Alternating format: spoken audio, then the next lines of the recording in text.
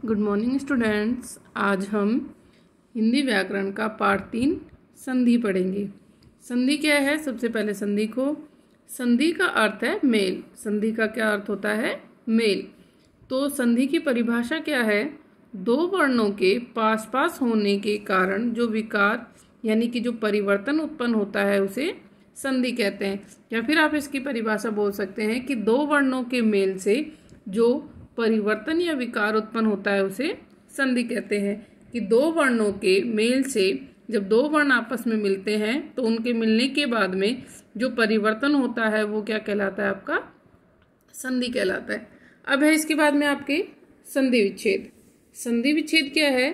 जिस प्रकार से हमने वर्ण विच्छेद किया था कि वर्णों को अलग अलग करना, उसी प्रकार से संधि विच्छेद क्या है? संधि युक्त शब्द को अलग अलग करने की प्रक्रिया संधि विच्छेद कहलाती है। संधि युक्त शब्द को अलग अलग करने की प्रक्रिया क्या कहलाती है? संधि विच्छेद कहलाती है। जैसे देखो, परमात्मा, परमात्मा दो संधि युक्त शब्द से बना है, परम प्लस आत्मा। तो इनको अलग अलग करना क्या कहलाया? हमारा संधि विच्छेद। परम प्लस आत्मा परमात्मा। ऐसे रमेश, रमा प्लस ईश रमेश। इसके नियम हम आगे पढ़ेंगे कि किस तरह से संधि विच्छेद होता है। अब है संधि के भेद। संधि के कितने भेद हैं? संधि के मुख्यतः 3 भेद होते हैं। संधि के कितने भेद होते हैं? 3 भेद होते हैं। कौन कौन से? स्वर संधि, व्यंजन संधि और विसर्ग संधि। कौन कौन से? स्वर संधि, व्यंजन संधि और विसर्ग संधि। अब आपके बुक के अंदर ये 3 प्रश्न हैं पीछे एक्सरसाइज में। तो जैसे पहला प्रश्न है, संधि किसे कहते हैं? उदाहरण देके समझाइए। तो संधि क्या है? दो वर्णों के मेल से उत्पन्न विकार या परिवर्तन को क्या कहते हैं? हम संधि कहते हैं। तो उदाहरण देके समझाना है। जैसे कि दो वर्णों के मेल से जो परिवर्तन हो रहा है वो संधि है। तो उदाहरण हो गया, जैसे हमने लिखा कि भोजन प्लस आल्य, क्या बन गया इसका? भोजनालय, भोजनालय। तो यहाँ पर देखो दो शब्द थे, दो वर्णों के मेल से जो विकार उत्पन्न हुआ, यानी इसके और ये दोनों वर्णों के मिलने से जो परिवर्तन आया वो ही क्या कहलाया? हमारा संधि कहलाया। तो संधि की परिभाषा हो गई, दो वर्णों के मेल से उत्पन्न विकार या परिवर्तन को हम क्या कहेंगे? संधि कहेंगे। जैसे भोजन प्लस आल्य भोजनालय। फिर आपका संधि विच्छेद से आप क्या समझते हैं? 2 उदाहरण देने हैं। संधि युक्त शब्द को अलग अलग करके लिखना क्या कहलाता है? हमारा संधि विच्छेद। जैसे परमात्मा, परम प्लस में आत्मा, रमेश, रमा प्लस में ईश रमेश। तीसरा प्रश्न है फिर, जैसे संधि के कितने भेद होते हैं? प्रत्येक के 2-2 उदाहरण लिखिए। संधि के भेद कितने हैं? तो संधि के 3 भेद होते हैं। कौन कौन से? स्वर संधि, व्यंजन संधि और विसर्ग संधि। अब हमको क्या करना है कि इनके 2-2 उदाहरण लिखने हैं। तो अभी हम उदाहरण लिखेंगे और इनको बाद में समझेंगे। जैसे स्वर संधि का उदाहरण है, यानी जिसमें स्वरों का मेल होगा, भोजन प्लस आल्य भोजनालय, गिरी प्लस ईश गिरीश। ये है दूसरा व्यंजन संधि। व्यंजन संधि के उदाहरण है जगत प्लस ईश जगदीश, सत प्लस जन सज्जन। विसर्ग संधि का आपका उदाहरण है नी प्लस फल निष्फल, तप प्लस भूमि तपो भूमि। ये क्या है आपके इनके उदाहरण? तो ये आपके 3 प्रश्न हैं। ये तीनों प्रश्न आपको करने हैं। आगे देखते हैं। अब सबसे पहले आता है हमारा स्वर संधि। सबसे पहले आता है स्वर संधि। तो स्वर संधि क्या है? दो स्वरों के मेल से जो परिवर्तन या विकार होता है उसे स्वर संधि कहते हैं। जिस प्रकार से दो वर्णों के मेल से परिवर्तन हुआ वो संधि कहलाई, लेकिन यहाँ पर स्वर संधि में क्या होगा? सिर्फ स्वरों का मेल। दो स्वरों के मेल से जो परिवर्तन या विकार उत्पन्न होता है उसे हम कहते हैं स्वर संधि। स्वर पता है हमारे 11 स्वर हैं। तो जैसे रवि प्लस में इंद्र रविंद्र। तो देखो यहाँ पे स्वर ई और ई दोनों मिलकर क्या बन गए? बड़ी ई।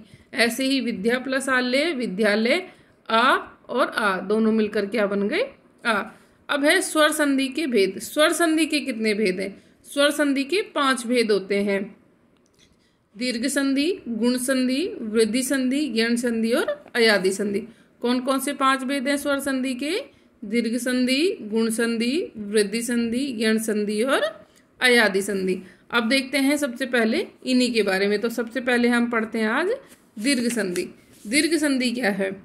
जब किसी ह्रस्व या दीर्घ स्वर के बाद ह्रस्व या दीर्घ स्वर आ जाए तब दोनों मिलकर दीर्घ हो जाते हैं। तो क्योंकि दीर्घ संधि है तो क्या होगा कि पहले यानी कि ये यहाँ प्लस से पहले आपका इससे पहले ह्रस्व आए या इसके से पहले दीर्घ आए या प्लस के बाद में ह्रस्व आए या फिर दीर्घ आए।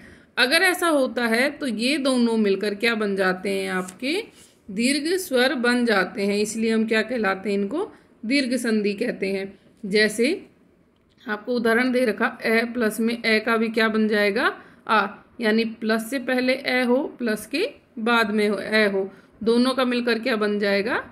आ बन जाएगा।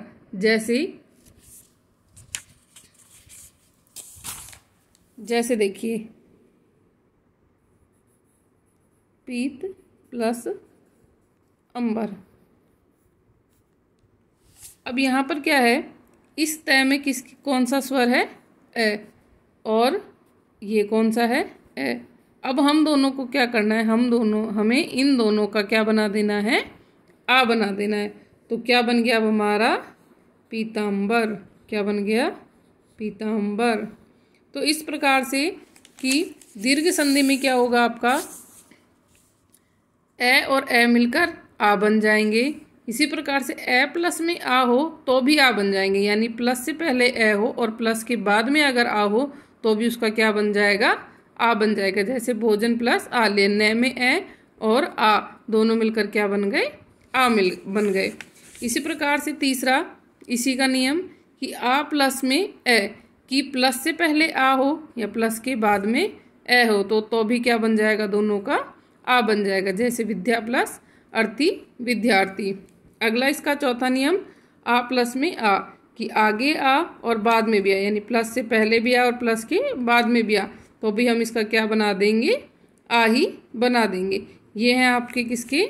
दीर्घ संधि का पहला एक उदाहरण आ वाला। अब दूसरा है इसमें इसी प्रकार से ई, कि ई में क्या होगा? सेम वही जैसे हमने उसमें किया था, ई प्लस में ई बड़ी, कि आगे ई बाद में ई, दोनों को मिलकर क्या बन जाएगी? बड़ी। जैसे रवि प्लस में इंद्र रविंद्र। ऐसे ही प्लस से पहले ई मुनि, ई छोटी ई प्लस में बड़ी ई तो भी क्या बन जाएगी? बड़ी ई। यानी आपकी समान स्वर होने चाहिए और समान स्वर जब आपस में मिलेंगे तो उसका क्या बनेगा? दीर्घ रूप बनेगा, वो दीर्घ ही बनेगा। ई प्लस में ई बड़ी ई और बड़ी प्लस में बड़ी भी ई, रजनी प्लस में इस रजनीश। आगे इसी का ऊ प्लस में ऊ बड़ा ऊ प्लस में बड़ा ऊ प्लस में छोटा ऊ क्या बनेगा? बड़ा ऊ प्लस में ऊ क्या बना? बड़ा ऊ। यानी कि आपको जो भी आपने स्वर मिलाए वो सभी क्या बन जाएंगे? दीर्घ बन जाएंगे। जैसे इस प्रकार से देखिए इसको, इसका नियम है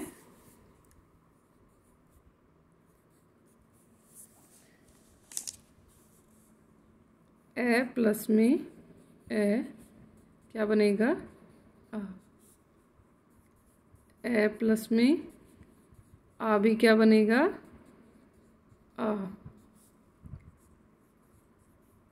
आ प्लस में ए, ये भी क्या बनेगा आपका? आ।